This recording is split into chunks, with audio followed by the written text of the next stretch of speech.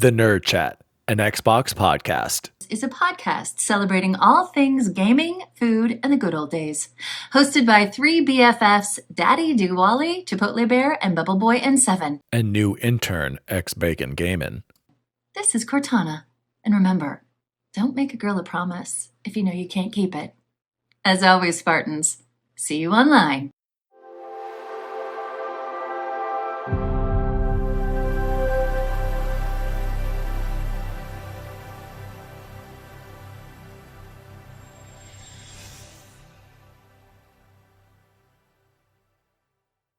Oh, hello, Daddy Dewally here, and welcome to The Nerd Chat, an Xbox podcast celebrating all things gaming, food, and the good old days. This is episode 93, and this week we're going to be talking about, of course, Microsoft, Activision-Blizzard, Nintendo Direct, some weird search engine stuff, and then finally some fun stuff in Halo controllers, Game Pass, and maybe some Xbox gear. But joining me as always is the assistant to the co-host, Chipotle Bear. How are you?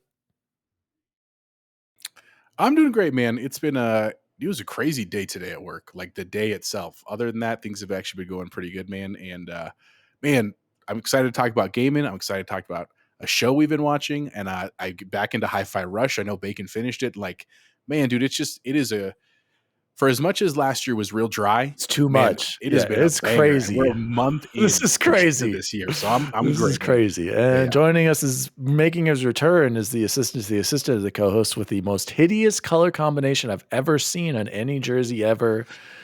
Boo to the Kansas City Chiefs, Bubble Boy and Seven. How are you? Yeah, I liked my camera the way it was earlier, but I was told it would be shut off if I didn't just have the Mahomes jersey. But Super Bowl week, so good, and I sorry your team sucks. Thank you. And joining us as always is the the intern to the assistant to the co-host, who just recently got fired actually, but I'm not really sure why he's here. We'll discuss why he got fired earlier today, later in the show. X-Bacon Gamin', how are you? Fellas, it was incredibly busy today with the NBA trade deadline. Yeah, that was crazy. Moving. I was all over Twitter, getting hot. It was so good. Not good for the Nuggets. Moved, but they're still the number one team. I'm not saying they're great. There's way more talent in the West. So anyway. Oh, the West got nasty. That's for sure. All right, so let's jump into some TNC shout-outs, Jose. First shout-out, we just want to thank everybody who tuned in and checked out some of our new videos. If you didn't know, Jose and we produced some new content on the channel. We have a tour of Jose's recording/gaming space. There's also my man cave video up there. Supposedly Bacon's got a Hi-Fi Rush video coming in hot. So please tune in to our new videos, and thank you for everyone who's checked them out. Shout out to Matthew Kennedy and Nagashaka who liked the tweet on my video. So shout out to those boys and everyone at the PS Trophy Room who's come over and checked out some of our stuff. And also, speaking of the PS Trophy Room, I wanted to give them a shout out. They also had a recent rebranding, Jose, and I saw you saw that and liked that. So it looks good, dude. I wonder if it's for the same reasons or some of the reasons that we did, because, hey, what's up, buddy? Good to see you, Grayson. Have a good night, buddy. I wonder if it was for some of the same reasons where, like, if they're looking to kind of expand their brand and expand into some of their award stuff they were doing, and like at some point they have to be careful about some of the visuals they use. Yeah. So anyway, it looks beautiful. If you've never checked out, they really, truly, Joe and Kyle have something special in terms of their relationship and what they cover. And I was actually listening to last week's episode because I was catching up, and man, I really appreciate a lot of their candor with regards to all the negativity that's going on with some games, and even in terms of like the fanboy stuff. So I really appreciate it. You should definitely check them out. And their brand is really dope. They got it right with the trophies, just like PlayStation should have actually done with their PlayStation Plus Essentials. Exactly. So shout out to those guys. And then we've got another huge TNC shout out to Claire de Square Founty. She wrote into us on our email. Jose, where can people write into us if they want to write in? You can always write into the Nerd Chat Podcast at gmail.com. You can also write in all our DMs and, of course, on our YouTube channel. We've actually been getting a lot more engagement from our fans there, which is great, which definitely helps with the algorithms, but also just nice to communicate and contact with people. So any of those platforms. She wrote in and said, "Hello, gentlemen. Thank you so much for the shout out on my engagement. That was so kind, and I really appreciate it. I guess a guy who buys you your own Xbox to play Elden Ring on is certainly a keeper, along with many other reasons. I downloaded Hi-Fi Rush. Personally, I'll probably like the great amount of tutorial in the beginning.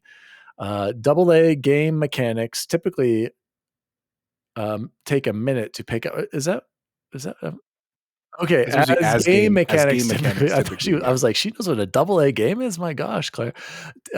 As game mechanics typically take me a minute to pick up. Haven't had time to play yet, but man, Game Pass is so awesome for someone like me who has minimal skill and is looking for new games to try. It really does make gaming so accessible. I too have been playing Age of Empires 2 Definitive Edition and was curious to see how it would adapt to console as I played it on PC for many years. I like the format and I agree with Bacon that I'm beginning to like it better than clicking a mouse over everything. My goal is to play a skirmish as each nation. I personally found the campaigns irritating aside from the one that teaches you the mechanics. Maybe if I build up my skill enough, I'll try out the PvP. I never played The Last of Us, so I know almost nothing about it, but we've been watching the show too. I have trouble with it because apocalyptic stuff terrifies me and I don't like the look of the fungus. But episode 3 ... without spoilers, I hope I can say I've never seen a more realistic and pure love story. I sobbed and in no way expected to. Wow, HBO shows really knock it out of the park every time. It's very well done and I'm hooked. Appreciate your show as always. Right. See you online, Claire. Well, thank you so much for writing, Claire. You're absolutely right, though, about HBO. They do nail it out of the park. They are just such a high standard when it comes to their shows in every way. And although I don't necessarily agree with everything with The Last of Us, it is well made. And I'm enjoying watching it. It's like the show I am just watching by myself. But Claire, we will definitely be talking more about that later because we finally have Bubble Boy here to discuss some of it. And then one more quick shout out to Montas Hanafi for following us on Instagram. Followed TNC over there. So thank you so much for the follow. Boys, let's jump into some Xbox news for the week. News team, assemble! And speaking of news team and having Bubble Boy there with his soundboard, Bubble Boy, take it away with this because you already know how I feel about all of this. Yeah, so from over at IGN, and this one was coming from Ryan Dinsdale, Microsoft's Activision-Blizzard deal could harm gamers, says UK government. And I just can't not shake my head at this. So the gist of it, I'll read the first paragraph and then a couple other things. The UK's government's Competitions and Markets Authority has said that Microsoft and Xbox's acquisition of Activision Blizzard could harm gamers. A little bit later on, cloud gaming was one significant reason for concern, as the CMA noted that Microsoft already accounts for 60 to 70% of this market. Adding the likes of Call of Duty to their current cloud offerings in an exclusive manner could alter the future of gaming and potentially harm UK gamers. The CMA said, adding that those who cannot afford or don't want to buy expensive hardware could be the most effective. And there is almost not a single point in what I just read that makes a goddamn bit of sense to me. So the points I wanted to make, and then I'll toss it over to whoever is the most upset about it after Bacon. me, is like, so the fact that they're saying gamers who can't afford or don't want to buy expensive hardware could be the most effective. Well, that's the point of cloud gaming. I'm not playing cloud games on my $500 Xbox Series X and my OLED TV. I'm playing it on my backbone. which costs $100, or any laptop that has a web browser, or And any isn't even phone. necessary. You can play it on just Everyone the in the phone. world has a Any phone, could phone. access cloud gaming. And so that one for $10 a very month. weird to me. And then the idea, and they put it in quotes, which I guess I don't know if that just meant this writer was quoting them, but alter the future of gaming and potentially harm UK gamers. I'm like, well, anything could alter the future of gaming, and it could also potentially help UK gamers. Like Jose said, what if Phil Spencer was like, hey guys, we just realized we don't really want to be in the console market anymore, so we're just going to give consoles out for free, and we're going to charge you for Game Pass. Like, how's that going to, the idea of potentially harming, there is no court of law that's going to let that be upheld under these restrictions, right? And then lastly, the 60 to 70% of the market that apparently Microsoft has, PlayStation craps on that all the time. They're like, well, we don't need that. Like, that's not what we're doing. That's not our model. So great, they can't say they don't want it and then also argue that they don't have enough of it in the same breath. The whole thing, I know we're all tired of it. I hope we are on the eve or the edge of an actual answer moving forward. I couldn't not put this one on here, because the other thing that it makes me think is that, because didn't you say Jim Ryan spends most of his he's time always flying there over to in Brussels. and that he's obviously in bed with somebody over there. I just Yeah, I'll go quick before Anybody Bacon else? goes off on his rant. I've been thinking about this lately, like realistically. Microsoft has already said Call of Duty will remain on PlayStation at least 10 years. They're willing to guarantee that. Okay. Who knows what the console space is even going to look like in 10 to 15 years? Exactly. Who knows what the world is going to look like? It's all coming down to Call of Duty. It is not being taken away from anybody. And it is actually going to more platforms with Nintendo and Steam guaranteeing it. So looking at this objectively, let's just assume that Microsoft is never going to put Call of Duty as an exclusive, which I don't see it being a benefit. And I don't even care if they never did either. That's fine. It makes so much money on other platforms. How is this not beneficial to gamers? I don't see the negatives to it. They're probably not even going to be able to have access to put it into Game Pass. So you're still going to have to buy Call of Duty normally. So more people are going to be able to play it. More people are going to be able to play other Activision-Blizzard games in Game Pass at a cheaper price. Games will mostly continue to stay on other platforms unless Microsoft makes a new IP or is like, hey, this is going to be exclusive. Even if it is, like Chance said, you can play it on literally any other device, and you don't have to buy an expensive $500 console like a PS5 or an Xbox Series X to do so. I'm over it. We're all assuming that everything Microsoft buys from them is going to be exclusive. It's probably not going to be that way. And even if it was, Call of Duty, the main thing causing the major points of contention with everybody, is going to remain multi-platform.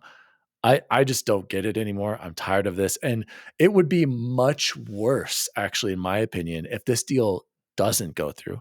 Because then I think you see a Microsoft who will be buying crazy third-party exclusive deals, and that would piss off gamers. And then they're going to be in an even worse position because people will be like, oh, why is Microsoft doing this? Because you didn't let them buy Activision-Blizzard, and they would have kept some of the things, the status quo, and maybe changed some things with other games. But Bacon, go ahead. I know this is your passion with ABK. Okay, go ahead. Real quick, because I had one other thing. Sorry, and then because Bacon, I want to know what you thought of this too, or if you did enough research. What did the CMA have to say about Sony's console price increase? Because that harms gamers, right? Did they have They've never anything? mentioned it. Okay, exactly. No. So they're going to get upset about this, but they're not going to get upset about the price increase. They're assuming that Microsoft's ultimate plan is to raise the price of their console, raise the price of Game Pass, make it less accessible. This statement is the single most tone-deaf statement I've ever seen in my life. Their main argument here, and let's be real, is it's going to harm Sony PlayStation gamers, right? What about the UK Xbox gamers who are not going to get this game in Game Pass? Or Why are they Nintendo picking and gamers, choosing who they or can or PC can't harm? players. Right. They're basically saying we're choosing PlayStation UK gamers over UK Xbox players who would benefit from this acquisition. How does that make sense in the realm of anything?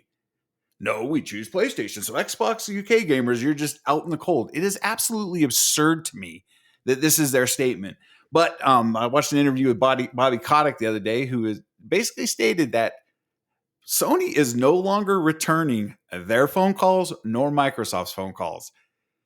And you can't tell me they're not harming their relationship. So if this thing does not go through, I don't see how Activision investors would ever allow Sony to have the marketing rights for this game ever again, because this temper tantrum that Jim Flying Lion dance moves Brussels loving Jim Ryan is putting them through. This is absolutely, but the thing is, before I completely lose my mind, they did the phase 1 investigation, and then they said there were going to be a phase 2. Microsoft said they were not going to come to the CMA with remedies until this statement came out.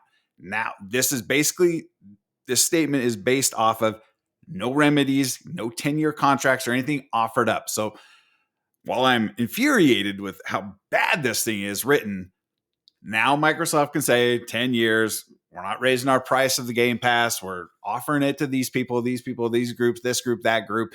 So it seems like it's going to be a race to whoever approves it first and can show that they're, showing big tech what's up. And if it's a CMA or the EU or the FTC that says, we reined in Microsoft, we got these concessions, now we're going to approve it. And it's just going to fall like dominoes. It boils my blood thinking about how Sony has gone about this. They're not complying with the FTC subpoenas. They're not giving any information. What are you hiding, Sony? Isn't that illegal? Right. Well, I if guess they go to they're a court, Japanese company. I don't know if they have to or give not. all that stuff. But yeah, I was going to say, Right. Jose, closing thoughts. So, yes, if it goes to court, I don't think. So I guess I shouldn't say Sony. So the FTC has a chance. Closing thoughts. Jose. I agree with all of you, and I share the same sentiments. It's just frustrating. But here's the silver lining that I see. Even in that article that Chance put in there, they said that they're expecting a final result from this CMA stuff by April 26th. So the good news there is we have an end date. Right now, granted, they could always push it back. They could. But even Kotick, and this was actually an article that just released on VGC about an hour ago, stated that he thinks that this whole deal will be wrapped up by July.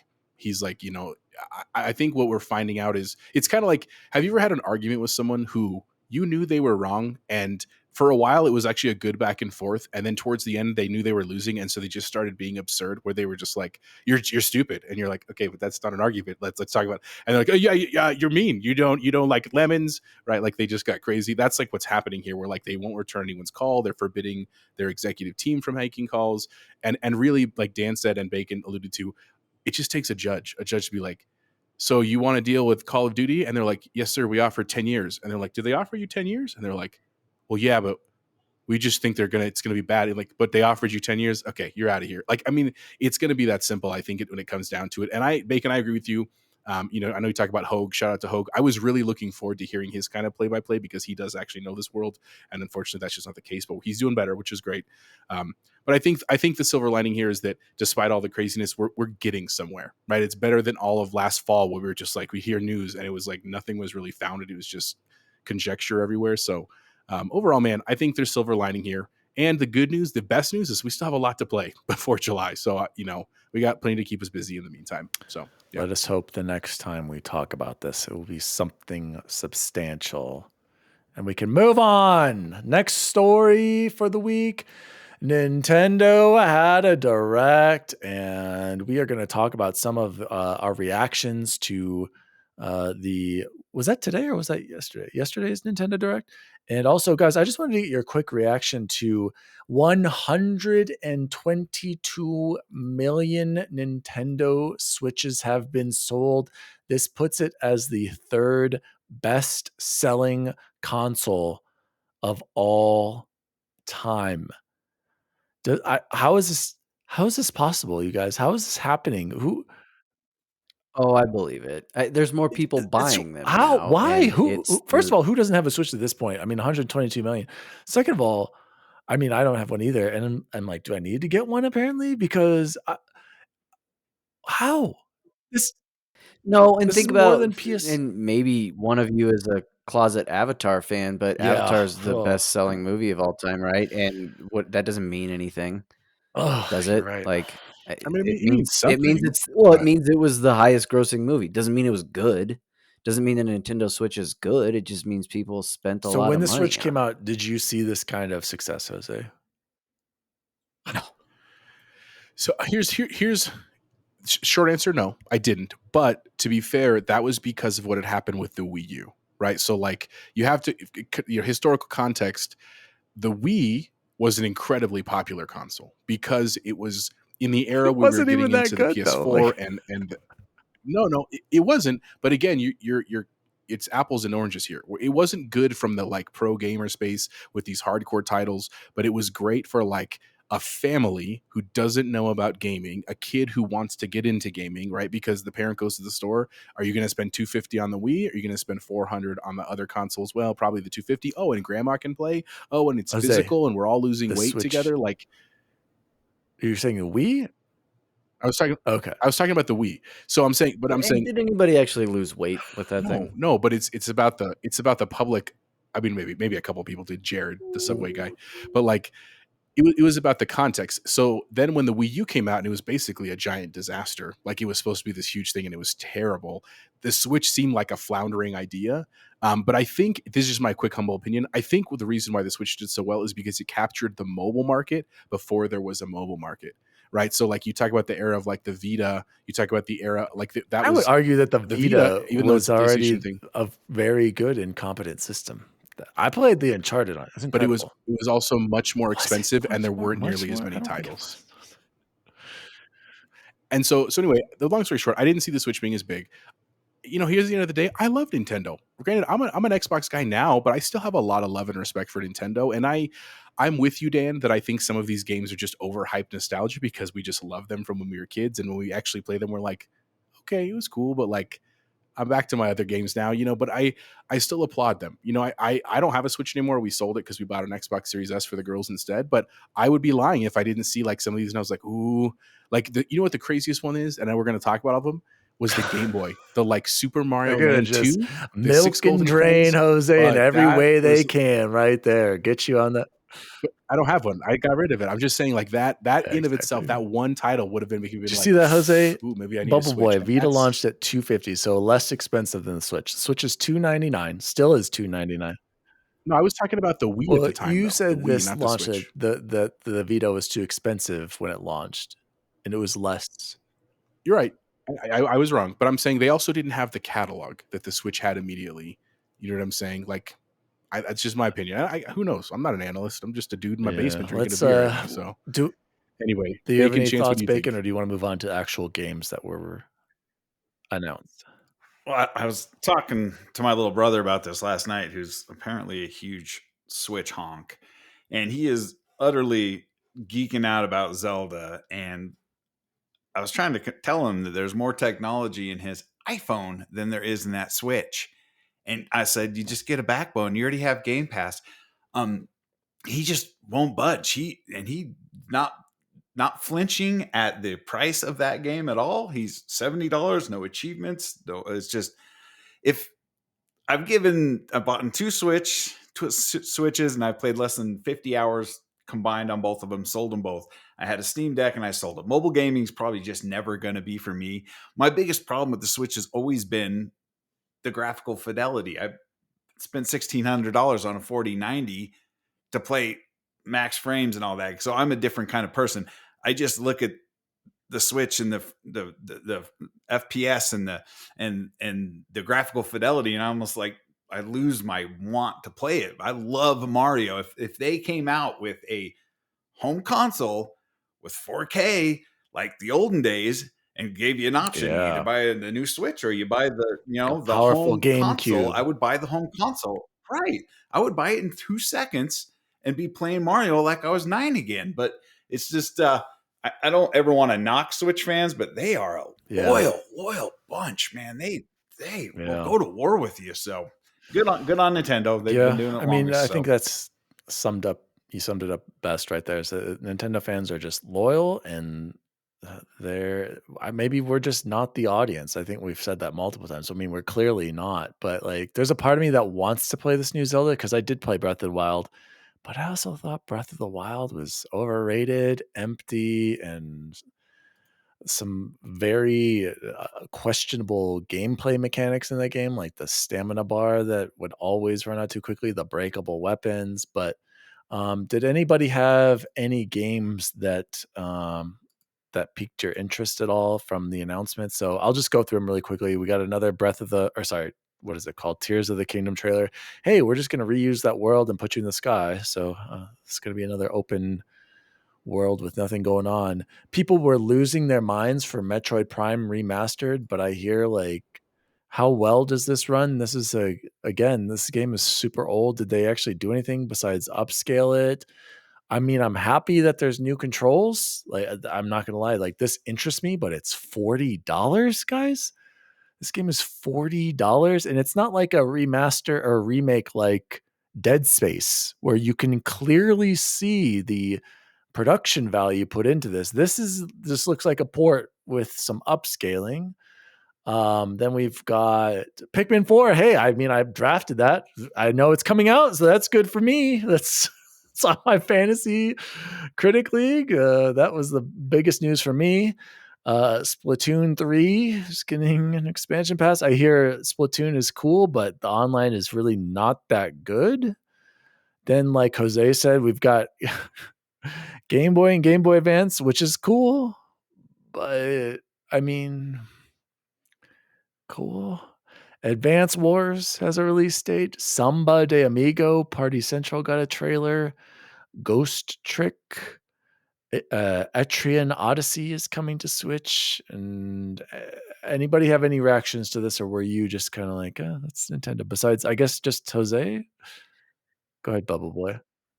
I feel bad for Nintendo fans. I really do. Like in the same way that I'm not trying to pile on here, I promise, but like I genuinely want the Broncos to start doing better so that rivalry can be back. It's not fun the way it is right now, and it's been a long road, I know, for you all. And it's the same thing with Nintendo, and it's not because of this lineup, right? I'm sure there's exciting games that people have on here.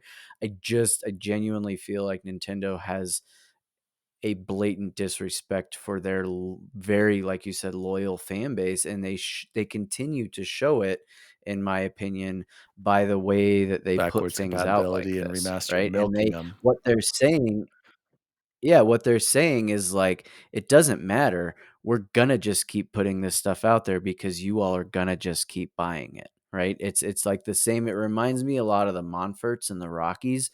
They don't care if the baseball's any good They keep because going the to the people party going deck. downtown to Coors Field will keep going, right? And so they're like, why would I spend more money when you all keep giving Yeah. me your money?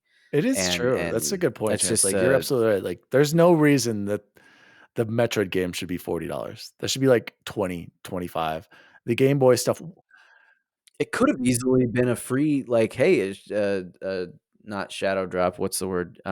Just like a free, the yeah. Nintendo Or pass or Expansion and with pass the whatever thing, Game you're Boy yeah. stuff, paying. why Yeah. can't I just play these games? But to me, it makes sense. Or why couldn't I just buy these? Why can't I buy any of these on backwards compatibility? The Switch can run any Game Boy and Game Boy Advance, Nintendo, Super Nintendo. Like, that shouldn't be an issue. But the reason why it makes sense business wise is this is how they get you into paying that monthly subscription or yearly pass for the online stuff. Like, that's got to give them credit on the business front. So Jose, closing thoughts on Nintendo.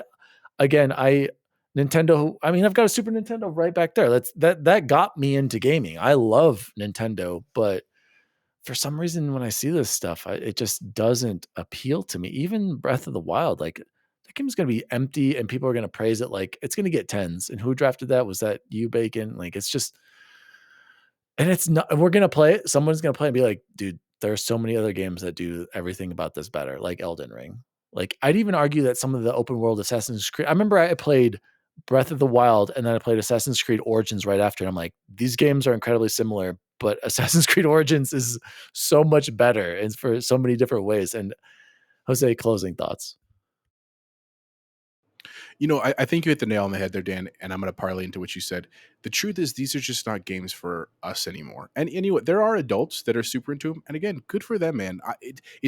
The way that I look at this is, it doesn't hurt me to have Nintendo making these games for other people. Like, it doesn't bother me. Again, I don't have a Switch, and I think the part that I have to remember, again, just thinking about historical context, is like when I got into gaming, because it was also through the SNES, like Dan. My parents knew I wanted a video game console, and it was really between the Genesis or the SNES. And why did they choose the SNES? Because as a parent, looking at the face value of the games, they look much more wholesome, they look much safer, right? They're not as violent. And so it's like, well, I don't know about this gaming thing, and I've heard all these things about from the news, and like, well, let's just get him the cartoony one. That is really the aesthetic that Nintendo has played into and continues to play into. And again, that's not a bad thing. Speaking for myself now as a father and gamer of 30 years, right? Like, I know better to know that there are actually cool games and even sometimes better games on Xbox, on PlayStation. And so I am willing to do that. But there are still, for as many gamers as there are out there are still a healthy number of parents and kids trying to get into this space. And so you still need this. You know what I'm saying? You still need a place to have this thing happen. Because the unfortunate truth is, when sometimes, not all the time, but sometimes when kids jump right into an Xbox or a PlayStation, bad things do happen in the form of playing games that are inappropriate, or like the online interactions which are inappropriate. And so this is a little bit of I think a safe haven in that. And so I still respect it a lot. Now, to answer your other question, Dan, again, I'm not going to pick any of these up because I just don't have a Switch, right? And I do agree with you. I think a smart move for Nintendo, I don't know if they would ever do it, and it may be the Japanese thing. I don't know. I wish they would sell individual games on like the iOS or store. anywhere. Like, if they put Super Mario, swimming in money, a Super Mario 2 game, I would pay $10 for that legitimately to play that game again on my phone because I loved it so much as a kid. If they released Metroid Prime as a playable thing, I'm sure an iPad could run Metroid Prime. That sounds crazy, but like, I think that's a market that they are just not tapping into, and I would love them to do that. Now, I don't think they will, but for all these people that were super excited, I'm happy for them. Again, these are titles we know. They're titles that are well loved. I played a lot of earlier versions of these games, and they were great. You know what I'm saying? I also heard a lot of banter on the internet that said we were kind of expecting a Switch 2, right? Like, we kind of thought that was coming in the wake of all of this, and it could still be, for the record, but they don't do directs that often. So I think we're talking about maybe early summer at the earliest right now, and it's just time. They need that mid-cycle refresh. I mean, it has been a very closing long on time that. since Do you the Switch guys came out, think and so that Nintendo's going to just do a more powerful Switch next, or do you think they're going to go back to a standard console? I think they're going to stick with this model. I think they've done too well with it, and it's their own niche right now. And so why not capitalize that? I imagine like a Switch 2 is what I think is going to happen, but that's just me. Yeah, that's their niche, and they know they're getting dominated by the Steam Deck in performance right now. So they know they have to do something, but that's their lane. They're going to stay mobile, as much as I hate it. Bubble Boy, what do you think? I could see them continuing the Switch for a couple of generations and maybe offering at some point an upgraded version of it. But I would like to see more of a console, not just a handheld type thing that they do in conjunction. Not like the I X was and thinking, why S, not like but that? Have a kind of powerful one, well, but I'm saying like it in that but there's one's a two, handheld. but the X and the S aren't a whole lot different from one another, right? There are differences, but I'm talking like the Switch is the handheld. It's the dedicated handheld. It doesn't have the docking thing anymore. The Switch And then U they go to a more is the more powerful one. Yep, something like So that. who knows what crazy name they're going to come with. But let's move on to the next story for the week. And this is kind of random, but I did want to discuss it with you guys. And I'm actually changed. I went away from the Microsoft post, and I'm actually on theverge.com right now. And this is coming from James Vincent. Microsoft announces a new Bing and Edge browser powered by upgraded ChatGPT AI. Microsoft has announced a new version of its search engine Bing, powered by an upgraded version of the same AI technology that underpins chatbot ChatGPT. The company is launching the product alongside new AI enhanced features for its Edge browser, promising that the two will provide a new experience for browsing the web and finding information online.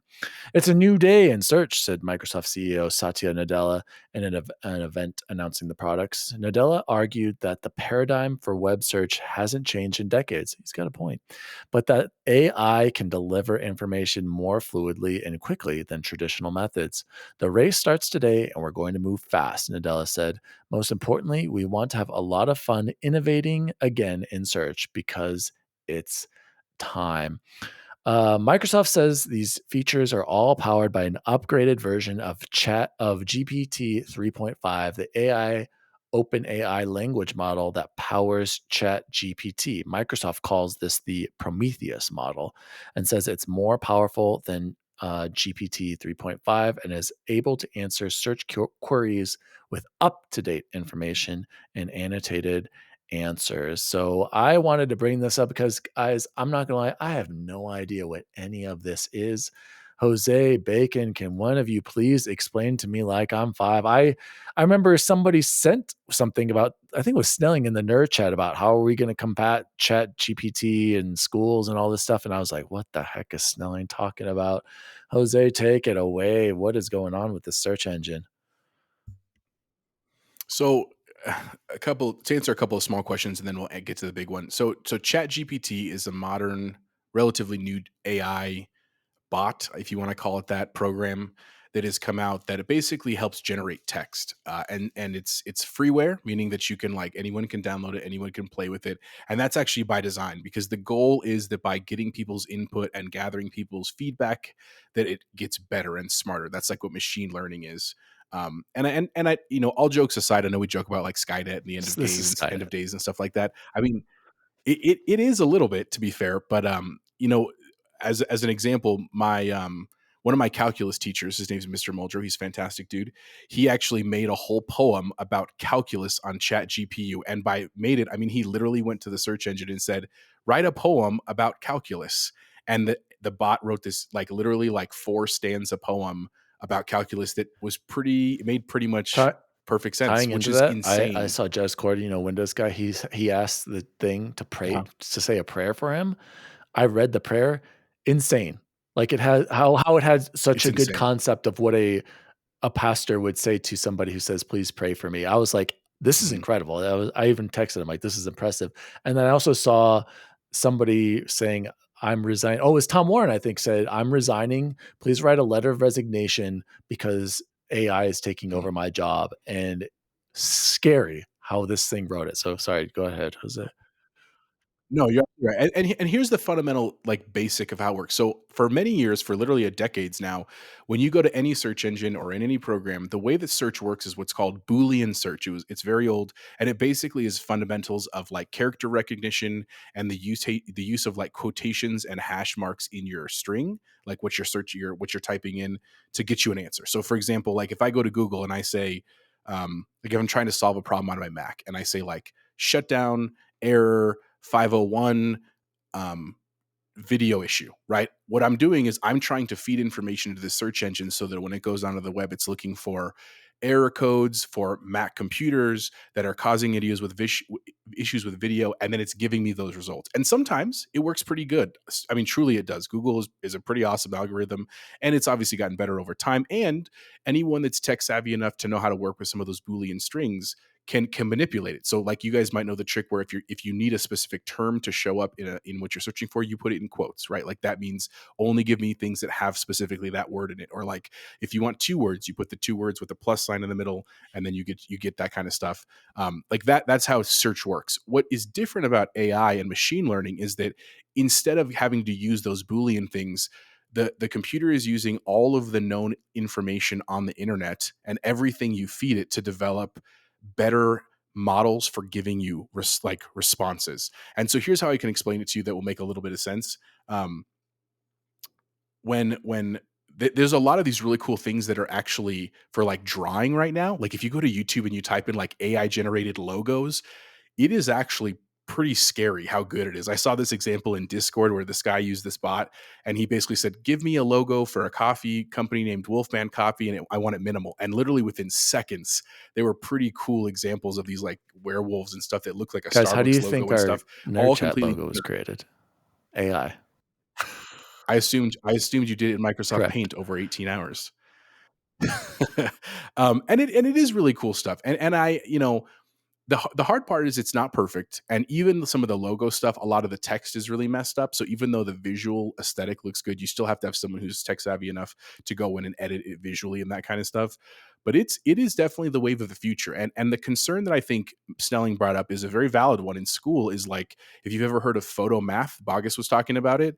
Photo math is literally an app on your phone that's free that you can literally take a picture of a math problem and it will give you the answer because it's able to recognize through like contrast recognition software what the actual problem is, then solve it because it's probably a pretty easily solvable problem in the internet, and then give you an answer. And it's been a problem already for a couple of years, especially in the pandemic. And the first kind of tier level of how to solve it is you have kids show their work. Like it's a pretty obvious thing where like against answer, like, hey, can you show me how you got that? And they're like, no, right? Like that's a pretty obvious that they cheated to get there. But where it gets harder is like with ChatGPT, what's to stop a kid from being like, I need an essay on imperialism from the 1860s in Portugal. And this thing could spit out something that is pretty damn good. And our teachers have played with that. Have you guys? Like one of our college CCA philosophy teachers was like, it wrote an incredible essay for my class that absolutely would have been an A kind of thing. Like it's and the scary part is not so much. I mean, we will find workarounds. Like that is our job, right? In education, if we have to be able to move with the times, just like when the calculator was first invented and we were like, that's it, it's over. We're never having math again. We have 4-function calculators. We've obviously adapted. That will have to happen here, but it does present problems that we just never thought we'd have to deal with. And it is exciting, and it also can be very helpful. It's just new. You know what I'm saying? And so it's going to trip up a lot of people, and it's going to get a lot harder before it gets better. But it's also pretty fascinating that they have this kind of technology and that it's open source and it is taking over the world, man. So Bacon, I didn't mean to talk too much. What do you think, man? I do watch Linus Tech Tips a lot, and he messed around with it, and he asked it to give him instructions on how to build a computer, and it was pretty good. There was a couple things that all of us would change, and then he also had him write a sponsor spot for one of their sponsors for their show, and I'm just like, what? So maybe I'll have it write my Hi-Fi Rush review for me just to see. But when you think about it, it is the wave of the future, and it's it shows how we're progressing in tech these days. But on this day, February 7th, this Skynet has become self-aware. Remember this date. Chipotle Bear. The Jetsons. Quickly, is this enough technology for you to switch from Google and to use Bing? Hell no. But it is very cool. And the truth is, even though Bing is maybe the first one out there, it's going to be part of every search engine if it's not already. The one thing I just wanted to finish with, it's a very cool piece. I just learned this recently from another friend of mine. You know, when you're on Google and you have to do a CAPTCHA, it's like the thing where like they're verifying that you're human. Did you know that actually the way they verify that you're human is with the mouse cursor? Like that's really all the program needs to know that you're human. But the reason why they have you click the pictures, because I didn't know this, you only have to click one correct picture. You don't have to click all of them. Like if it says like crosswalk and you click like 6 because you're trying, you only have to click one. But do you know why? Any of you know why? Because obviously not, because I've been trying to ace those something tests with the bot, how the bot responds to it. It's because they're actually training the AI, the machine, for self-driving cars. That's why all the images are always like the street and lights and bridges and boats and stuff. No because way. They're teaching self-driving cars how to recognize. I swear. I'm going to look it up. How does that identify the crosswalk? Because it's identify the lights, the crosswalk, and the so a computer says, bikes. okay, this is how we know. This is a crosswalk. This is not. This is a light. This is not. Right. And so it's using all the data. And how many captures do you do in a day, let alone a month? And you multiply that out, all that data that it's gathering for self-driving technology. Like literally, my mind was blown. Like I could not believe it. Makes me feel icky. And I tested it. You only have to click one. I was like, no way. BS. You have to absolutely click them all. He's like, nope, you don't. And I was like, well, no, you just saved me 5 seconds every day. Thank you. There you go. Chance, do you have any closing thoughts on the ChatGPT? I mean, ChatGPT, yeah, but that's for a different show. The Bing stuff, we're never gonna start binging things. I'm sorry, I Microsoft. do I it for love my you, but rewards. we're gonna be Googling stuff exactly. Okay, and past that, All right. Well, let's eh. close the show the news this week with some fun news. And these are going to be quick, fun stories. I just wanted to announce that Halo has another event. The Noble Intention event is now live through February 21st. First, there's a free 10-tier event pass for your Mark 5B armor core. I already got it done. It was really easy to do. And it was Jose, it was I got one fun left. this time. I got Have you one been left. playing those new maps? So tying into that, dude. The new maps are So so good. community collection playlist has launched as well. So these are new maps that are created from the community through Forge, and I wanted to shout them out and announce them right here. So the first one is Absolution. Credits Anvil Prime 52, Saves Me 6464, and Bob is here. Absolution. And then we have Perilous. Perilous is from Saika Mika Nico, Who's Blaze, Unknown Emerald, T Dub Fed, and Bubba. And this is a direct, while not a direct remake of the iconic Lockout, many areas of this map carry the elements. And sorry, the first one, Absolution has similar aspects of a few different maps from Halo 2 Sanctuary and Guardian. And I was going to say, the Absolution one, definitely at times where I'm like, is this supposed to be like Guardian? So it's very cool that they're picking maps that have ties to other areas. And I could see the Lockout one in Perilous. And then Salvation. Jose, Salvation is my favorite one, hands down. Credit to Black Picture, Infinite Forges, Hofstra, and T-Dub Fed 1. Damnation from Halo Combat Evolve sees a fresh coat of banished paint and a beautifully revamped industrial aesthetic and a vast cavern. Hands down, my favorite one is the Damnation remake. I had a clip I did the other night. I'll have to show it to you guys. The very cool map there. The next one is Starboard. Credit to Pone Jones, the Hooded Man Z, Bisutox, the Meta Chief, Hitbox Unknown, and Max Extra. This is just it says all hands have been summoned to battle stations on the stunning UNSC ified spiritual remake of Halo 2's Midship. So I think I've played that one. I don't know, Jose, if I think I've played them all, but tell me what you thought of these maps and the battle pass and everything. And the battle pass is pretty easy. I did 9 tiers of it last night. I have one left. It was late. I was like, I got to go to bed. It's an easy one to get.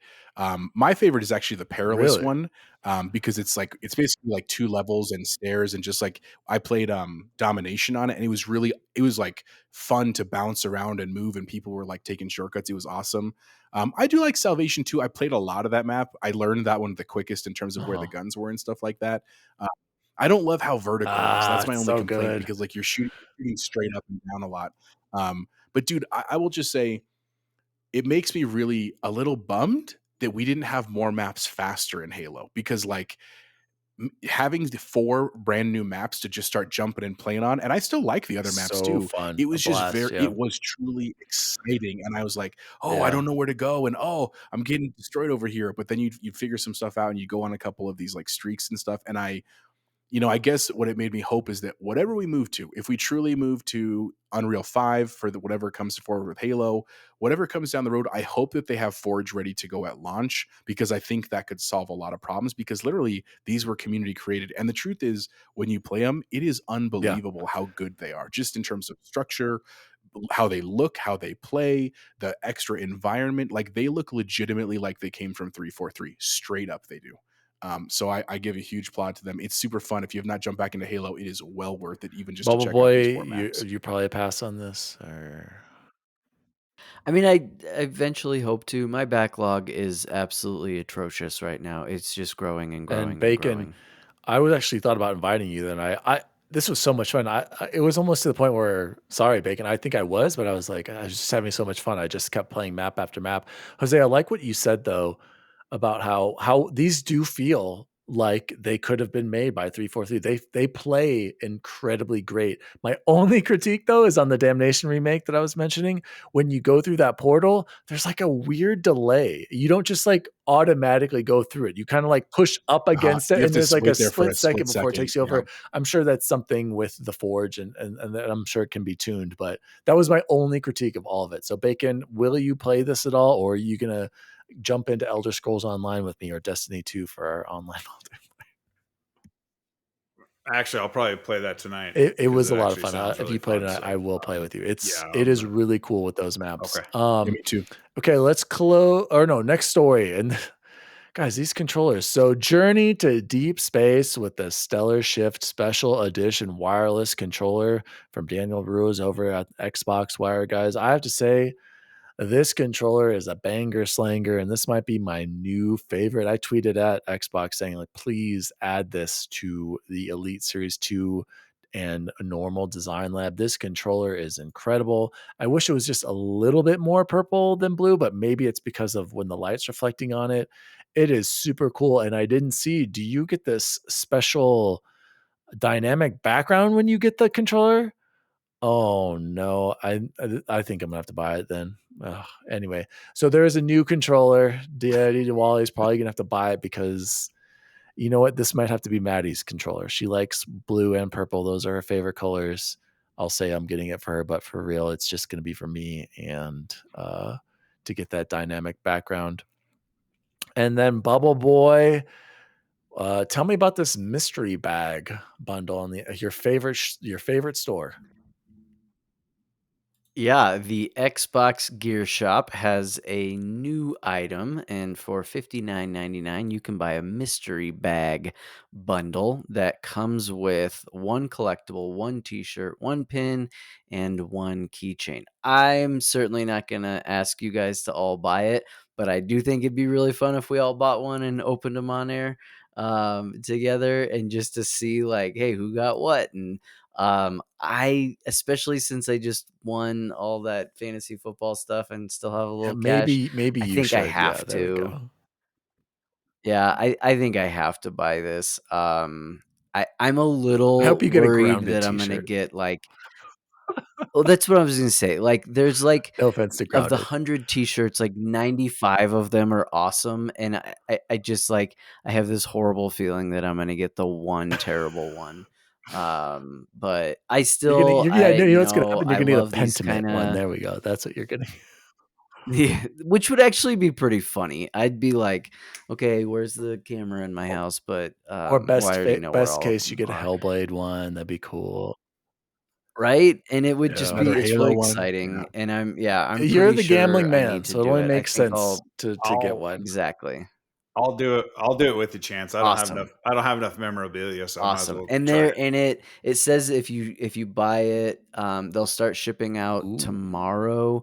And it says estimated arrival date anywhere between Yeah, so Sunday definitely next and week. Thursday. So we should be able to get them in time for the show. So nice. I'll- Me and I'll See, order Bacon. I it would right now. chance, but Yep. I'd Awesome. rather put that $60 towards that N7 LED. I can't say no. Well, see, and I honestly, like, that was when I saw this, I was like, okay, well, since I'm not gonna buy the N7 LD, it just, Jose, it just wasn't big Yeah, enough for just my wasn't. taste. The LED is not very big. Yeah. No, I know, but I was like, well, since I'm not gonna buy that, I think I gotta Throwing buy it back to the this. controller, by the way, you do get a special dynamic background only tied to the controller. I saw some stuff That's saying, cool. do you guys think this has any connection to Starfield because of the galaxy, or is this? No. Okay, just wanted to No. throw that out there. All right, let's close the news with our favorite segment. Oh, sorry. Out of stock. Sold out. Did you No, get maybe that too, for your Bacon? size. I'm looking at large, add to cart. Yeah, mine says checkout too for large. For large? Yeah, I did extra large. Yeah, I'm a big boy, so I need extra large. Okay, sorry to interrupt. Let me 'Cause I work out a figuring lot. this out here. Big boy. All right, closing lift the a show lot. with coming soon to Game Pass for February 8th, 2023, the Megan Spur community lead over at Game Pass. Guys, right now we can pretend the Broncos are good and play Madden NFL 23 It is available now on console and PC through EA Play. So maybe that's the only way I can have fun watching football again. You also have SD Gundam Battle Alliance, cloud, console, and PC on today. Mount and Blade 2 Bannerlord, cloud, console, and PC on February 14th. And then we have Cities Skylines Remastered, cloud, and Xbox Series S and X. I believe this was on Game Pass before. It's coming back. I think I believe I see what's the guy? Who's the guy who peed in your room, Jose? Your bachelor party, McLean. I think I see McLean playing this all the time. So I'm pretty sure he bought this. And then Bacon was losing his mind about this next one, Shadow Warrior 3 Definitive Edition, cloud, console, and PC on February 16th. Bacon, have you played? I haven't played any of these. It's a new game. I hear it's. Chance, did you really play one of them? I know. I've heard they're decent. I think Bog has said it was. I didn't, good. but it looks intriguing. I'll just read the description. Trek across a mythic Asian land infused with magic, technology of ancient samurai, now overrun by the demonic yokai from Japanese folklore. Experience the definitive edition of Shadow Warrior 3 with tons of new features and modes, with fast-paced gunplay, razor-sharp melee combat, and a spectacular free-running movement system. I mean, I like the wall running and free-moving stuff, so maybe I'll have to check this out. I don't know. I do believe Bogus had said that this was a decent game. Well, actually, never mind. Here we go. This is what I'm waiting for at the end of the month. Atomic Heart Cloud Console PC, February 21st. Available day one with Game Pass. In a mad and sublime utopian world, take part in explosive encounters, adapt your fighting style to each opponent, and use your environment and upgrade your equipment to fulfill your mission. If you want to reach the truth, you'll have to play in blood. Who drafted that? Was that you, Jose? On Fantasy Critic? I think yeah. Jose had everything that comes out before March. Like his entire roster. Who's in first place right now? I mean, I'm just saying. Gosh, you're gonna win it all. I mean, I don't see how you don't win it at this point, to be honest. Game updates, Wild Hearts. There's an early trial coming in on that. Fallout 76. There's a bundle you can get. Elder Scrolls Online, a Dragon Slayer bundle. And then leaving on February 15th. Oops, you only got a few more days to play these. Besiege. Oh no, you guys. Crossfire X is leaving Game Pass and the world forever. Infernax. I do wish I would have played this. Dang it, that's leaving. Recompile. I believe Chance played that. Skull, the Hero Slayer, and The Last Kids on Earth are all leaving on February 15th. Guys, that has been the Xbox news for the week. Do we want to get let's go into what have we been playing and or watching? Bubble Boy, you've been here for a while. What have you been playing and or watching? Well, actually, we'll save the Last of Us talk for after what we've been playing.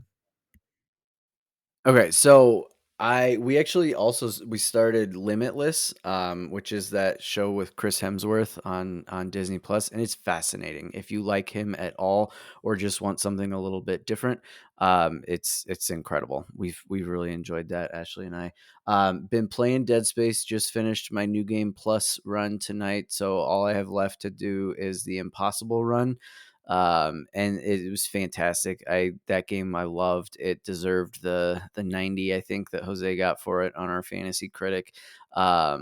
It's still I even know what's going to be coming, and it's scary to me. And Bacon was texting us about the part he's at, and I was just like, it was still tense even when I knew what I needed to do for that.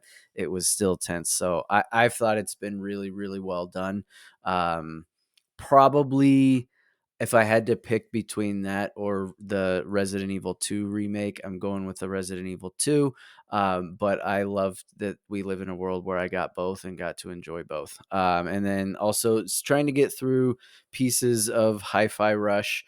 I kind of talked a little about my critiques of it, that it's way too much hand holding. And I'm through the second boss right now, and I still I just want to play the game. I want to pick it up and I want to keep playing it, but there's so much stopping in it. But that is the only critique, because everything else about it has been fantastic.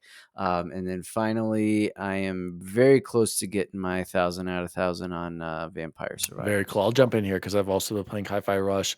I'm loving it. It continues to impress me. I don't feel like it stops me very much. I didn't even think it was that bad in that first level because you kind of have to learn the mechanics. Like I'm still learning new mechanics now, and I'm fine with them briefly explaining it to me. But I had a point last night, guys, where I was like, F this game. And I wanted to quit.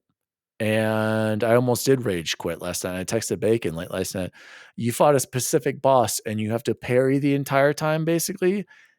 I don't know why my parries are not playing or working. I died so many times and I seriously considered just being like, F this game. And it just almost ruined everything for me because of the parrying. So, having said that, I got through it. I don't know how. I still don't know. I still don't comprehend the parry system. I know you're supposed to do it on the certain beats and movements that it gives you right beforehand. I feel like I'm doing it, but maybe I need to talk to you guys about the parrying. Maybe it's also because I'm playing on hard. That might be. I'm guessing that's probably one of the reasons why it did give me so much trouble. But still, very completely impressed with that game. And then played some Warzone and Halo. Had a blast with Halo. Also, shout out Bacon and I. We finished the Witch Queen campaign. Finally, we did it. Now Bacon's like, I'm never going to play that game again, even though he was all about it when we were playing at first, getting into that loot grind. But it's so weird with Destiny, you guys. Sometimes I feel like this is so much fun, and then sometimes I'm like, what am I doing? Why am I playing this? You guys are writing it off until Lightfall comes out, and then you're like, "No, let's jump back I'm in." not. I can't play full price for Lightfall, but I don't know if Bacon does. So Bacon, since you played co-op with me, what have you been playing it? Wait, before we move on, when you're doing the parry, when the circle comes in, that's when I'm supposed to start the pattern that I just heard. Correct? Am I understanding this correctly? No, you're supposed to hit it right on the yellow line. Yes. Inside the solid and then line inside. Yes, Then there's the shadow. after it goes through the shadow, right when the circle hits, that's when I start the pattern. I feel like the pattern I'm doing, I'm not quick enough, even though I'm going at the same tempo that they show me. So maybe this is a hard thing, but guys, I was losing my freaking mind. I was like, this is worse than an Elden Ring boss. But anyway. I was going to mention this in my review that when I'm playing with Macron and trying to bash through a wall on my controller. Oh yeah, I can't do it on the first one either. I can never do it on the first one. I have to do it on the second one. I switched to my keyboard and it does it every time. Maybe there's some perfectly. Latency. I don't know. And I'm like, yeah, and it's only with him. He's the only one that I missed things with was Macron because his fist is pumping and stuff like that. But I know the boss fight you're going through, and I could see how it could be challenging on your difficulty level. Don't do it on hard, guys. Yeah. Jose, sorry, let me interrupt. Jose, have you gotten to that boss with all parries? If it's a girl with red hair, it's not Rekka. No, she's coming up next. Okay, I just finished the one. I want to hear how you handle that on normal because this was terrible. Jose, it sounds like I just don't stress about it because all three of you stressing a lot about a game that's about a cartoon. Oh so gosh! Anyway, Bacon, back to you. What have you been playing? On normal, I had no issues with her at all. Just it wasn't hard at all. So it's got to be a difficulty thing, or you're an old gamer and you're losing your touch. What have I been playing, gentlemen? I have been playing Dead Space, thanks to Chapeau. That game is fantastic. It's creepy. I've never come through every door ADSing and more in my life. Every hallway my gun is up the entire time. Scaring the bejesus out of me, but this remake is so well done. I didn't play the first one, but from what I'm playing now, it's an incredible game, especially that cannon mission out when everything's blown up. You gotta go redo yeah, you only knew how bad the first one was. That was really bad. So hard, dude. I'm imagining because I know you like dolphin dive or flop everywhere. Yeah, and that was so much better. Much better. I thought it was just ingenious that the design of having you do that mission was so incredible. I've gotten in The Last of Us and I'm at Bill's place now. Did you see that was actually recently on sale digitally, Bacon? Yeah, they just dropped the price. Really? I think it's like $40. I bought it. I did this for Chapeau. He's gonna play it too. What What else have I been playing? A little more Age of Empires, but mainly I've put all my time and effort into Dead Space because it's actually incredibly good. So that's Bacon, about before it. I throw it over to Jose, Bacon, finish The Last of Us already before the show airs anymore. Jose, I just totally forgot what I was going to say. Go ahead. Well, no, it What have I had been to deal playing? with the games we were playing, but yeah, go ahead. So I finished Dead Space, and man, I cannot gush enough about this game. I want to finish my review of Callisto, which is almost ready, and then I'm gonna write the one for Dead Space. But dude, I'm a huge Dead Space fan. I was a Dead Space fan before all of this. I didn't hate 3 nearly as much as Terrible. everybody else. Like I love that series.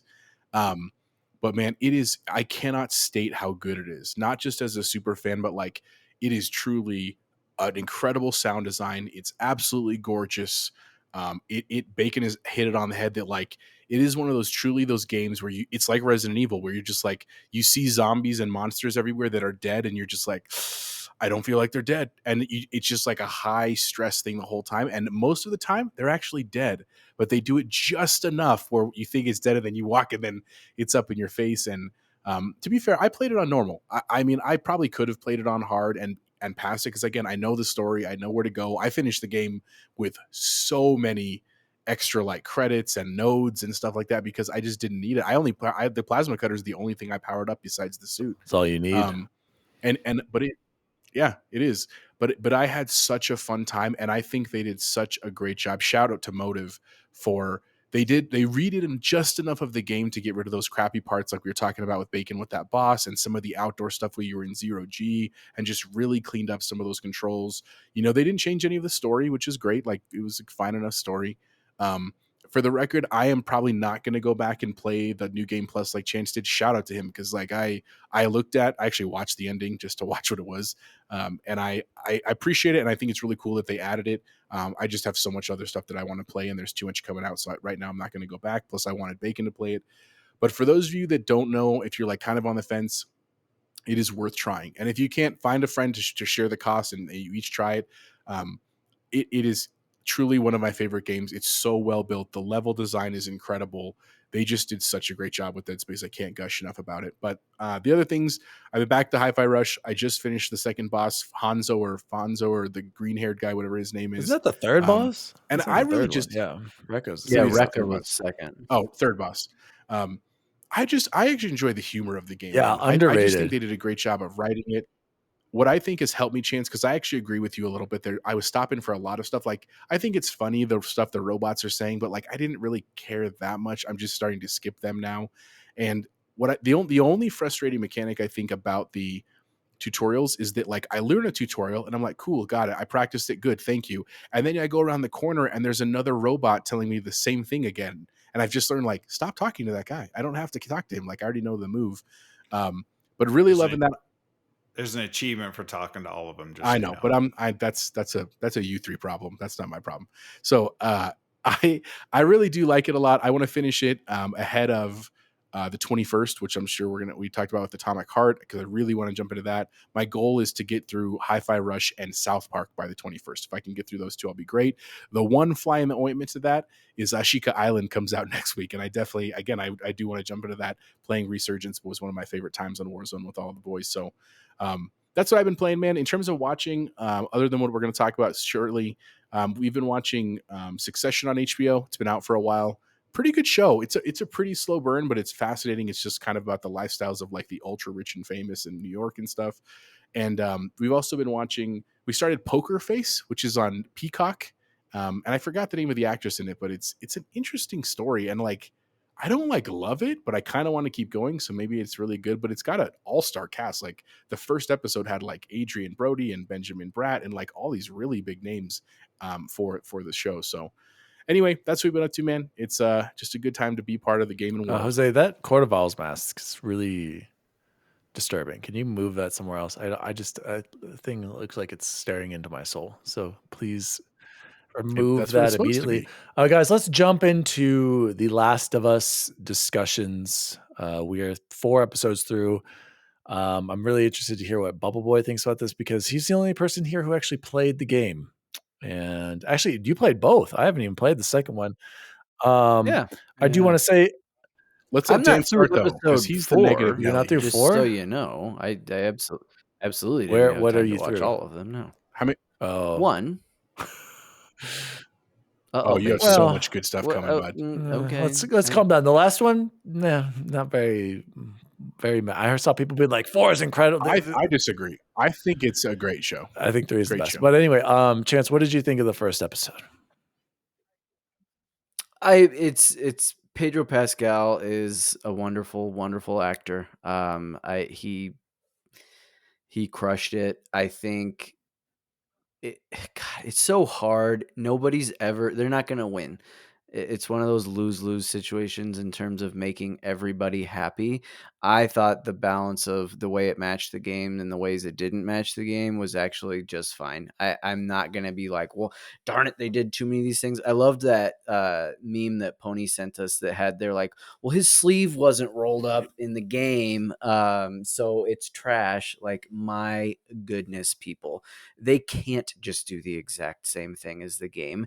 The game was already super cinematic. I think the clickers, it was great seeing those, and they did that well. As my critique of all zombie things go, and I think it's my critique because it sucks and it's probably true. I hate it when humans are the baddest bad guys in a zombie show. Like, that just sucks. And because I do think we will eventually die to robots, not zombies. It'll be robots, but I hope that it doesn't have that same effect where we all turn on each other. I hope we can come together as a species and actually be like, yeah, we need to work together to get past all these robots. And so I want to like it more than I do, but that doesn't mean it's bad. I'm still just like, dang it, I wish they would have found a way to make it less about the humans and more about the clickers. And of course they didn't. The opening was really cool. I liked the TV set The thing. talk show thing, right? Yeah. And so overall, like, happy, want to keep going. Ashley won't Allie watch stopped it, after which the sucks, first. She's but like, about because I had played them and about what I expected. I think Nothing I'm to right there with complain Chance. Like, about, though. I'm entertained, but I'm not like blown away like you guys are. Especially, I'm shocked, Bacon. You're like really into it, but I think it's well made. Claire mentioned earlier, like HBO, Oh, for all their sure. shows are great. Like, we're watching. I tried to get something else for Allie to watch, and so we're watching True Detective season 3. I saw the first 2, and I'm on 3, and I'm like, just the way Oh, they yeah. do it, they're just I, so I well think made. But anyway, go ahead. Yeah, there's very few no, just quick, like, there's very few shows out there right now that, like, I think that have any sort of following to them that you wouldn't Yeah, probably get sucked into if you actually gave it time, right? And yeah, especially on HBO, even if it's not necessarily your genre of things. Like, we kind of talked about, look how many people fell in love with Game of Thrones, and it has yeah. dragons and stuff. So, yeah, I I'm do glad want. it's good. Let's. We can't really talk about the next 3 episodes, so whenever you catch up, Chance, let us know. I mean, No, honestly, because you can. there are I some guess I changes don't that I just know. want to talk about. They're not Okay, like it's not like okay, crazy, okay, Chance, but okay, there's a okay. moment at the end of 2, right? I still laugh about every time. But anyway, and 3 is really good. 3 was the highlight for me. But go ahead, Bacon. So for me, the show allows so much more context than the game does, because if I wasn't paying attention to the first episode in the game and looking at the newspaper clippings and reading the letters to know about how this all happened, Yeah, but my you counter really have to argument to try that to get the my counter story argument, in the Bacon, is like, game. does that really matter though when you're playing the game? Like, zombies, like these clickers took over, and you're like kind of tying into what Chance said. The I show is think about the it's last of us, so it is about the last of people. And I think right. Gene Park wrote that in a tweet saying how the show's not about the zombies. Chance, sorry, it's never going to be about the clickers. I know you know that, but like, it is about the last of human survivors, and that's why it's going to be focused on Ellie and Joel's story. But I like the But I context, always like but to know how something they happened, didn't how really this explain much. They only fungus. had those 2 cold I openings. mean, That was it. but it helped substantially. I thought they were zombies until the show, and I'm like, oh, okay. But into the first episode, is that the end of Tess, or is that? I mean, they are zombies. That's what I was going to say too, Chance. They are a form of zombies. They're Right. zombies. No, he's not there yet. No, the end of episode 1 is just them. Okay, so 2 was okay. Yeah, no. But he already knows that Tess dies, so it's not big. Sorry, it. spoilers out there. Well, I know, but he doesn't know how Tess. Wait, Yeah, what? Okay, but I agree. I agree with Chance, and that's one thing that is kind of bugging me in the playthrough of the game, that it's more me fighting humans so far than I am fighting clickers or my and I even texted you that, Dan. I'm like, guys, everyone out there, I'm having to kill here. The game is where you can stop, because the game is where you can absolutely have that critique, right? Like, right. My goodness, all I'm doing is killing people. Like, it's all I'm doing is killing people. I've killed like 4 clickers. And I ran away from 2 of them. You mentioned earlier, like, I'm having trouble getting through. I'm like, well, actually, Bacon, you can probably sneak through a lot of all of the clicker parts. You can literally just walk past them. You don't even have to engage them if you don't want to. Well, are you actually? Why don't I know the answer? He's to this? playing the part 1, like the remaster. Yeah, okay. And I'm doing the full on. It is. Remake, Let's be clear. It is the same. It plays the exact same. So he's not getting a different gameplay experience. That's my. Still no jumping. And that's and my what big, is the crouching? Is it just automatic? Like you have to like go up against it, or is there an actual crouch button? Okay, I was going to say there's a crouch button, and then there's that listening spam button the heck where you out of can that. turn on your Spam the heck superhuman out of that hearing. is all I'm going to say. But my big critique of this game is just the floaty shooting. Naughty Dog games have always been like that. Always terrible. been like that. Have you done a lot of ladder carrying yet? Have you done ladder parts? I've only had to carry a couple couple planks and moved a couple trash cans. Yes, Ellie does get in the way. No, Bacon, by the way, Bacon thinks Ellie and Tess are the ones get him being, seen and found out. No, dude, I'm telling you, they're like invisible to the enemies. If you are seen, it's because, or they react, it's because they are reacting to you. They are completely. I was cursing Ellie so hard in the museum. I'm like, what are you doing? Getting out from behind cover. And next thing I got 3 dudes. It's funny you say that, Bacon, because I remember the first time I played the game, it was right at the beginning in Boston, and Ellie like walks out. I'm like, what are you doing? You're gonna get me. What are you doing? I was freaking out. And I was like, wait a second. They're not responding. And then I looked it up. It's like, don't worry about them. That they don't react to your AR partners wherever they are. So I'm excited for you to finish, and I'm excited to hear what Jose thinks. And it's going to be really weird because Jose is going to experience the show probably way before he finishes the game. But I'd like to talk more about it, but we can save it for next week. But the biggest part of it already happened, ending, right? In terms of... Don't say it either. But here's the thing, spoiler, Bacon already knows the ending, Chance. How messed up is that? I'm an adult. I think I actually watched Jose does it. Jose, do you know the ending? 2. Okay, well then Jose, stay away. I started. I have a pretty good idea, but I don't know for sure. When I went to start 2, I watched a wrap-up video on YouTube about the story of the first one. So that's how I knew everything, because I'm like, I don't want to play a game from the PS3 generation. There was already the remaster on PS4 before that came. I get it. Yeah, the first remaster. Leave me alone. Let's close. Oh, wait. We got to do a top 5 list. We haven't done one in a while. It ties into it with the best food we had this week. Wait, can I get my opinion? No, we already heard yours. We already heard yours. It was just first episode. I wanted to hear more about the second, third, and fourth when Chance is ready. Well, the only thing I want to add, and then I'll leave. Truly, the only thing is that I know Allie and Ashley are not into it. Victoria loves it, and I know Nell loves it too. Like, legitimately, like that's how I gauge a show, because you know me, I love everything. I love crappy movies, I love crappy shows, I love good shows, but like, I love Resident Evil. You I don't think Jose did tell us what he thought of the big spoiler twist from the beginning. The big spoiler twist from the beginning. Oh, spoiler warning. Somebody dying right at the beginning of. Yeah. Oh, I mean, to be fair, like that was happening. Me up but not even because of the game. I just was like, Joel has to become bitter because I know he hates Ellie at first. So the only equation that fits is that he has a daughter that dies. Like, so that wasn't impactful to you when you watched it. Stories. No, it was absolutely impactful. And I thought, again, I encourage you all. I know Dan doesn't like to waste all his precious time, but spend the 5 minutes and watch the after shows, because they're very interesting, hearing from Neil Druckmann and the directors and stuff. And that specific one in that episode, he said with that specific scene, they rehearsed it one time and then they recorded. because they were like, we wanted it to be as raw In and the like game as or we in the could, show? and I think they did a fantastic job in the show.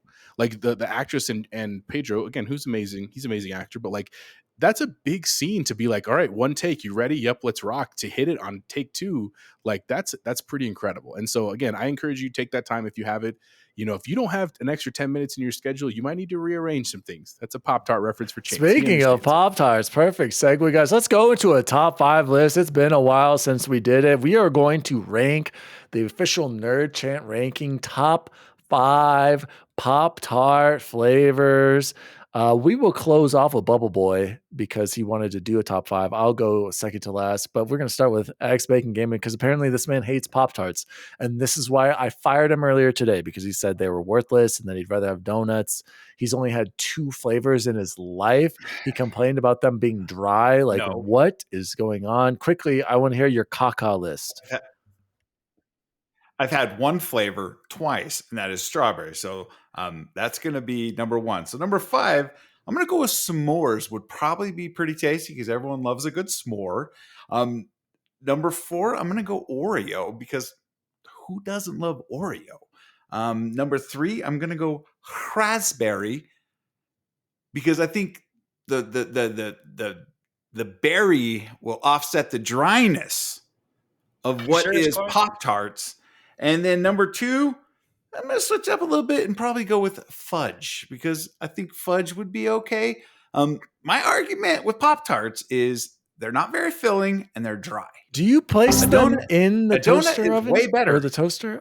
And do you have them with milk? These things are going to be like Twinkies.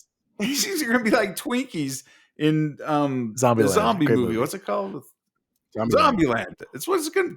They'll last forever. They're dry. All right, fired. Moving on, Jose. Let's see if you can redeem the show here on these hot Pop-Tart take. I would about to get fired too. But I love Pop-Tarts. It's not because I don't love them. I love Pop-Tarts. But the truth is, though, I absolutely despise the brown sugar ones.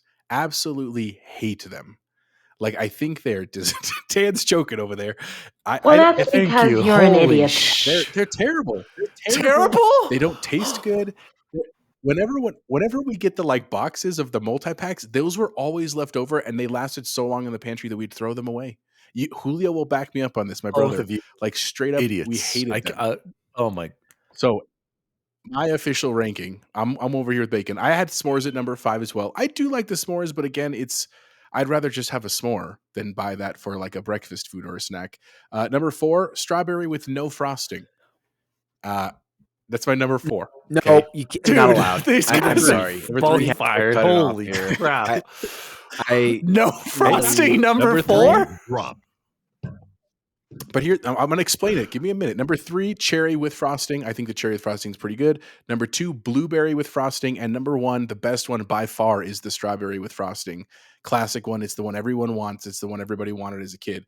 Here's why I didn't pick the other ones. The other flavors are too sweet and gross. That's not what that is meant for. Like the crazy 90s one that was like purple with the turquoise zigzag, and that's caca. Like, I respect the Oreo one. To be fair, I've never had it, so I didn't want to rank it in there. But like, I do like Pop-Tarts. I do think that they are a bit dry. I have them with milk, but I enjoy them. I just don't. Guys, are we eating muffins? Are we eating muffins right now? Like, do you want everything to be moist? No, do you want everything to be moist? Give me a donut, bud.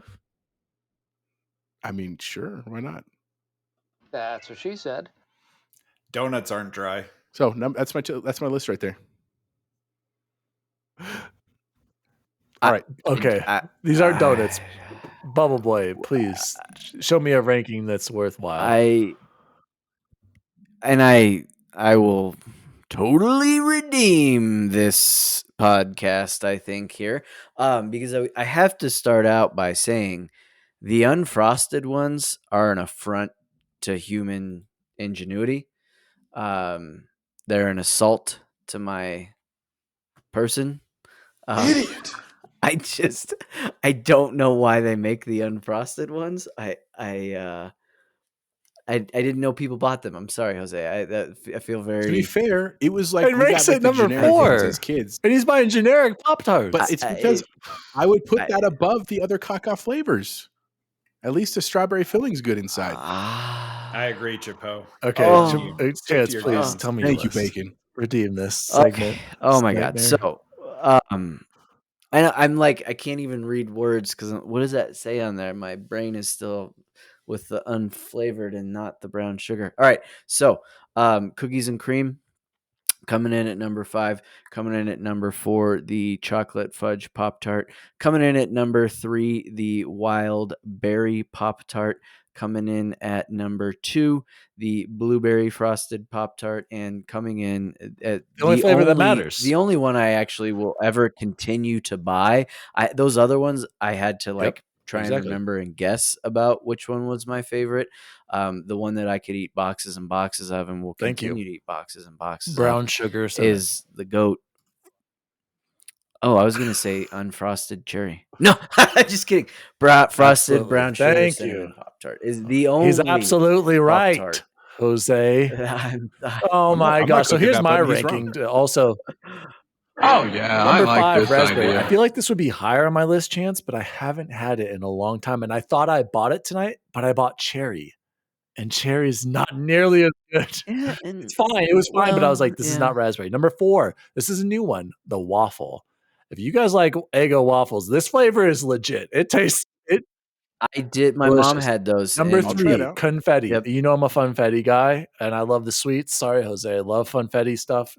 Number 3 for that one. Number 2, respect to one of the berries, and I felt like of all of them, I feel like raspberry might be ahead, but I didn't get to try it recently, so I put strawberry at number 2. But again, there's a huge gap. It's like the rest these flavors 2 through 5, everything else is way below the GOAT, the greatest of all time. Chance had it right, the brown sugar cinnamon. And not only do we have me and Bubble Boys direct votes for it being number 1, but on the website for poptarts.com, I did the research with the ratings, the reviews on their site. Here is their top 5.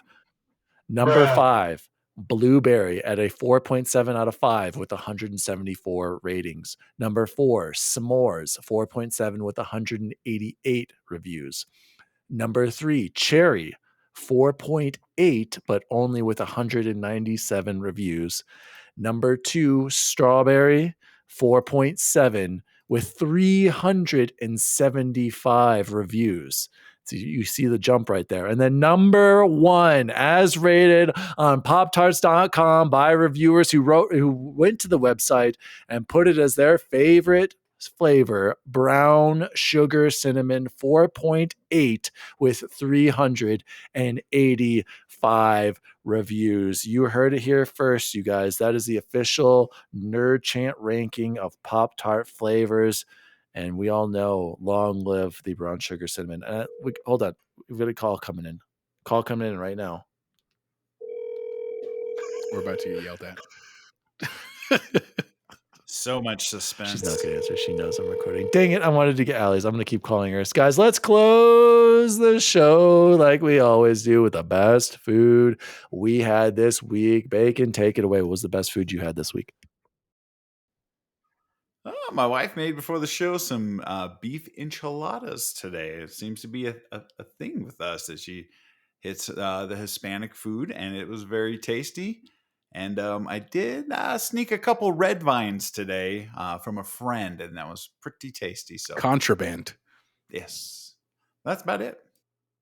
All right, Dan's on the phone. I'll go next over here. So last Sunday, we went to my parents' house. They got us Chipotle for dinner, which was awesome. Delight. And I had a delightful, massive burrito. Like a couple weekends ago, we had it, and they gave me this ridiculous thing. Everybody felt bad for me at the table. But this one made up for it. It was absolutely delightful, and it was a great way to end the week. So it's been a good week of food, man. Hoping for its Popeye Friday tomorrow. I'm super excited. Can't wait. Oh, and we get to go to the melting pot tomorrow because it's Victoria's birthday this weekend. So I'm excited for that as well. Chance? Well, I'll pick it up. Yeah, so it's, if you didn't know, it's National School Counselor Week. And so I've gotten some really, really cool things from kids. Congrats, buddy. Yeah, thank you. I appreciate it. I'm a school counselor. So shout out to all the school counselors out there. If that's the way you choose to make your money, it's never boring. That's why I love it. I have yet to ever be bored. But anyway, so our business teacher, Miss Coleman, got us crumble cookies And do you guys remember back when we were talking about pies, the butter cake pie that I was talking about? Yeah. I had a Kentucky butter cake crumble cookie. Oh my God. So Ms. Coleman, thank you so much. It was incredible. It tasted exactly like I expected. And Ashley knows nothing about it. Very nice, Bubble Boy. Guys, we have a special guest. She just wrote in here live now on the show is my wife, Allison Wunsick. Allie, please tell us your top 2 Pop Tart flavors. Yeah, sorry. I only have 2. I don't have 5. But I would say number 2 would be strawberry with, I think just like vanilla sprinkle icing. And number 1 would be brown sugar. Thank you so much. You are number Allie, 1. And we knock twice if you're being held hostage by they Dan said out blink there. twice if you're being held hostage by me. Yeah, I was watching Shark Tank and I was really into it, and Daniel forced me to call and be on the show. But love you guys. Love you. All right, thank you for calling in. She is lying. She called me there, and you heard it here first, folks. Brown sugar. How come she got away? She got away with 2, and I had to bring 5. It was on the spur of the moment. I mean, in all fairness, I was sitting there and I was like, this is the time. I give Daniel so much crap when he doesn't have a full 5 list. This is the one where I should do it. I mean, it's true. I almost want to just pull a chance and write brown sugar, cinnamon the whole way through, but I participated. Guys, the best food I had this week, I'll be quick. Went back to Burrito Express. I got 3 of those dang breakfast burritos, you guys. And smart. Yeah. 3? I ate 3 in one day. In one sitting? In one day. 2 at bedtime. And then after a gaming session at like 2 a.m., I ate one. Big mistake, but I loved it at the time. So that is the best food I had this week, guys. This has been the Nerd Chat. Jose is in shock and awe over there. I can't believe it. Alive. They're gonna have a code for when you show up. Like, that guy's dude, they know. Actually, it's funny. Buying? No, it's funny, guys. He actually only charged me $25 this time because he knows he's like, you always get the ones without the potatoes. He's like, just give me $25 this time. And I was like, he thought it was a last meal, but he thought you were ended Nerd Chat episode 93. We talked about the ABK acquisition, Nintendo Direct, some ChatGPT. I have no idea what the heck that is. Halo, some of Last of Us, and of course, delicious food and apparently shocking flavor choices by Chipotle Bear. You can follow me at Daddy Diwali across all social media. You can follow the show at the Nerd Chat across all social media. Chipotle Bear, where can people find you? You can find me on Twitter, Chipotle_Bear, having a lot of time chatting with folks on there. A lot of really cool stuff happening with our friends. If you saw that tweet from Ains today, their show is actually doing really well. Super happy for Season Gaming over there. You can also find me on Instagram at Chipotle Bear and on Twitch at Chipotle Bear if you want to see me play through Hi-Fi Rush. And then I don't know if I'm actually going to stream South Park. It's not because I don't want to, but you should totally. It's a little inappropriate. That's a streaming game. But putting my face on that with like school stuff is probably not a great idea, so I probably won't do that. But otherwise, excited to be on there shortly for Modern Warfare and, of course, Atomic Heart when it comes out. And Bubble Boy, where can people find you? Oh, at the farm, cheering for the Chiefs at the Super Bowl this weekend. We had a big family debate because Chase has a gorgeous new house, my older brother, and so he graciously offered to host. Is he too? South Shore. No, he lives South Shore out by Cherokee Trail. Southeast Aurora, Tornado Alley. Okay. Yeah. But the Chiefs are 1-0 in Super Bowls that we watched at the farm, and they're 0-1 in Super Bowls that we didn't watch at the farm. So I was like, I don't even understand why we're having this conversation. We are watching it at the farm at Gammy and Games' house. I thought you said they were 0-1. Comprehend as the great. No, you're 1-0 there. They're 1-0. We're 1-0 when watching at the farm. Got to stick with it. Watching other places, so you can find me at the farm, as Jason Kelsey would say. Every action that every fan takes, whether they're at the stadium or at home, has a direct impact on the outcome of the game. So, what an idiot! And eggs, bacon. Where can people find you? Hey, Chance, did you see the shipping on that mystery box? I was a little upset about Hey, at that. least it wasn't $30 for that Pennies LED, for guys. shipping. $30 US. It was $9.95. That was a dope LED. $9.95 I was like, standard shipping. what? I got And then mine. I had to. I did too. I was like, I still have to commit. Like, my goodness, I better not get that grounded T-shirt. Well, you can find me at X Bacon Gaming everywhere. And as our new NFL coach, Mr. Payton says, Exactly. I can't cheer for anyone in our division to do anything. So I hope nobody down wins with the Super Chiefs. Bowl. As always, you non-Chiefs fans, see you online. See you online. See you online. See you online. See you online. Let's say you're driving along the road with your family, and you're driving along, la la la, woo, and then all of a sudden there's a truck tire in the middle of the road, and you hit the brakes. Whoa, that was close. Now let's see what happens when you're driving with the other guy's brake pads. You're driving along, and all of a sudden the kids are yelling from the back seat, I gotta go to the bathroom, Daddy. Not now, damn it. Truck tire. I can't stop. Help! There's a cliff.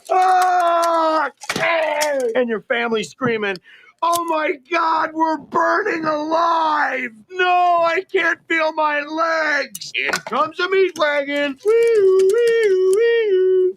And the medic gets out and says, oh my God. New guy's in the corner puking his guts out.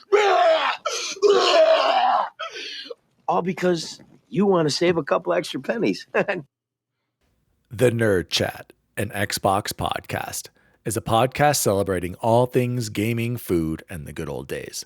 The show was created by Daniel Walenzik, and you can follow him at Daddy Diwali across all social media. The assistant to the co-host is Jose Martinez, and you can follow him at Chipotle_bear. The assistant to the co-host is Chance Siegel, and you can follow him at BubbleBoyN7. The intern to the assistant to the co-hosts is Jason Jarrett, and you can follow him at XBaconGaming. You can also follow the show at The Nerd Chat across all social media. And if you'd like to find out more about the show, visit nerdchatmedia.com.